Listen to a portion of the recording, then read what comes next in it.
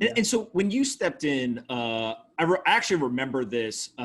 There was a huge focus on historically pension managers have essentially gone out, found the best asset managers, in the world, and they give them the money. And there's all these questions about fees and structure and risk they're taking and kind of all the things that come with who are we giving our money to, and what is the probability that they're going to give us back a great return. You took a very different approach, and one that I think now has become, one, replicated in other places, but two, also more and more people are starting to say, wait a second, like that may be something that makes a lot of sense. So let's talk through just kind of at a high level, like what the philosophy of the investment strategy is, and then we can get into some more of the tactical things that you guys did. Awesome. Okay.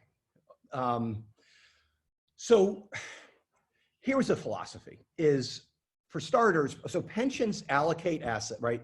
We have an asset allocation to exactly what you expect, right? To stocks, bonds, real estate, other, some pensions might have commodities, might have diversifying strategies. I mean, so there's all different things. And then of course there's subclasses within those, okay? Now within, so that's kind of the top of the stack, let's say, are the asset classes, then sub-asset classes. And then how do you get those invested? Most pensions invest that money, which we'll call allocating, okay? Invest that money through third-party managers. That is smart. That is a smart way to do it, okay? That is smart, if I didn't mention it 3 times already. You don't want to build some big investment team to be picking stocks, finding private equity investments. God help you. Pensions have done all right in direct investing in real estate. And I saw you had a tweet last night. Somebody wants to talk about real estate absolutely in a little bit when we're drilling down. So they've done okay in that, and there's a sort of limited kind of trouble you can get in, let's say, with real estate, unless the brother-in-law, one of the trustees, right, is a developer, and you're laughing, pal. I'm laughing because I've read the stories. I know what happens. But like when you took over, right? There's 18 to 24 billion dollars somewhere in there. You guys are actually not doing well. Third percent or quartile of performance. And you basically, from what I understand, walked in and just started saying, look, let's get into kind of just start slashing fees, make sure that we're not spending a bunch of money to actually get our capital invested. And then you took this kind of disciplined, systematic approach that was really focused on innovation. So kind of explain what that means when you say a disciplined, systematic approach with an overweight or focus on kind of technology and innovation. Got it. Okay. So, the portfolio that I inherited had 200-300 managers across, right? So could you imagine, like, and by the way, it was volunteer. I was willing to really kind of get in. I was going to be, I was soon to be elected chairman. But I mean, what are you going to do with 200 or 300 managers? You can't possibly wrap your arms around it. And really, we should be focusing on the top of the stack, on allocation. And so right away, I often say I had no preconceived notions on things like hedge funds, private equity, credit, opportunistic credit, real estate, et cetera. But I did have a preconceived notion that you want to simplify. You want to be able to understand what the hell it is you have, right? You have board meetings quarterly. Maybe you'll have 6 a year, right? So, and you got a lot to do in them, and you've got a limited staff. So you want to simplify, and it's fine. So I love indexing. I index about half my own assets. The beautiful thing about indexing is once you take that allocation to the top of the stack I was telling you about, public market equities, domestic, right? Domestic, international, right? If you index, there's nothing to do. Like, you're done. You don't need a staff. The board doesn't need to discuss it. You are going to get the market return, right? And there's all this attacking of, that it's, terrible, and you end up owning a bunch of stuff. Look at the assets that to this day are the concentrations in the S&P 500.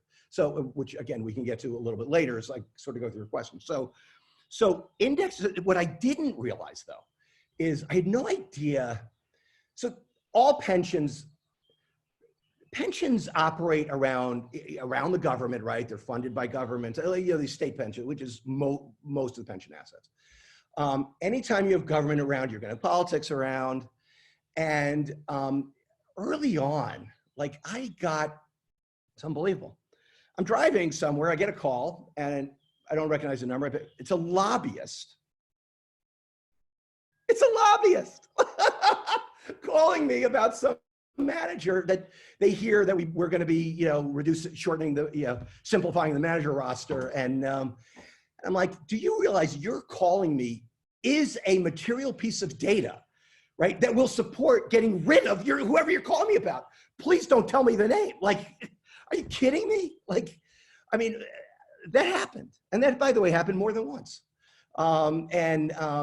So I was, I was fortunate in that I had, the governor's staff were super supportive of whatever it is I did, I think.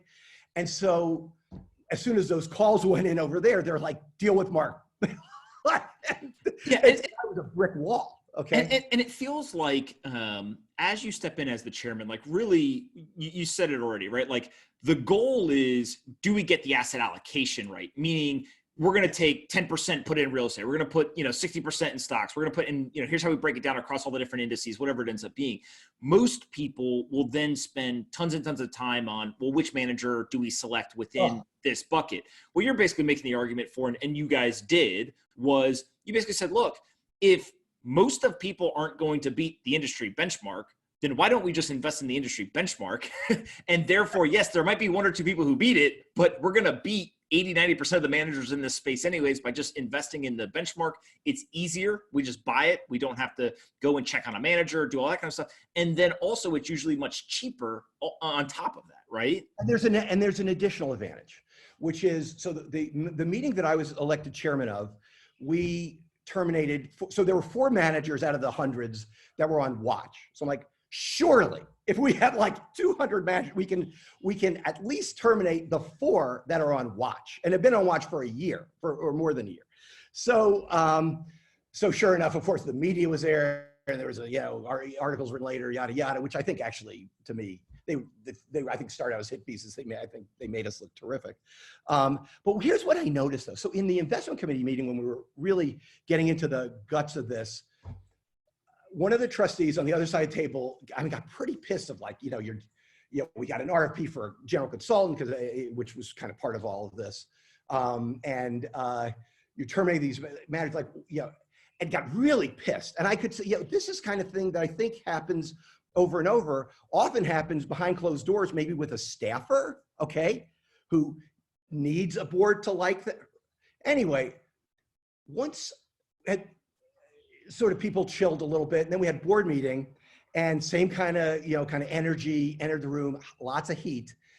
And so at one point, the vote was going to be the vote, and the vote ended up being 6-3, and 8-1 actually on a couple of terminations.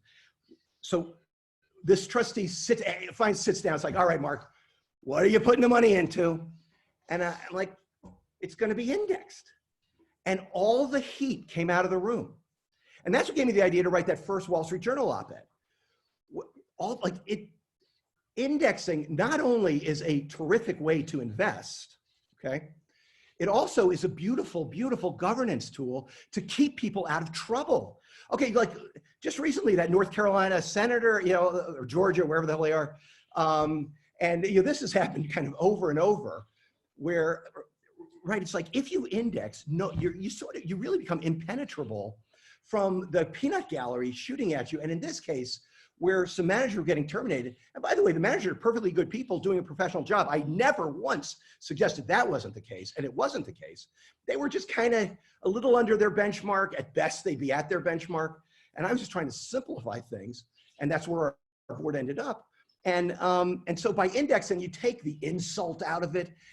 And the other piece of this, Pomp, is, actually, so there's a professor, actually, he's at Arizona State, Sunil Wahal, who I've quoted a couple of times in some of my materials, who's done great academic research, which I kind of got obsessed with, on institutional investor decisions. By the way, this is not just pensions. This is endowments, foundations.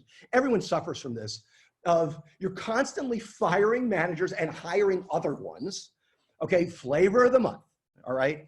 And so it's like beautiful academic research that in like 80-90% of the cases, the manager you replace that came in is kind of underperforming their benchmark, as you know, within sort of a year or two.